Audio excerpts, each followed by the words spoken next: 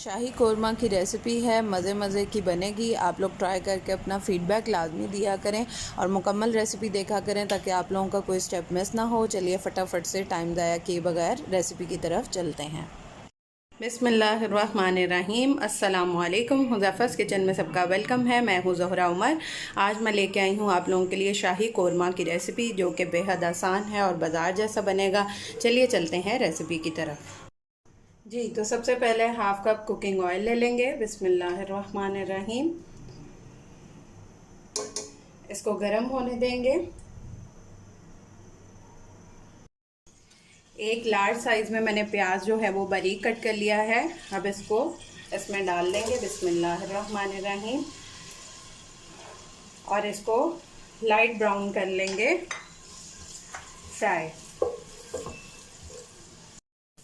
जी, तो प्याज मेरा लाइट ब्राउन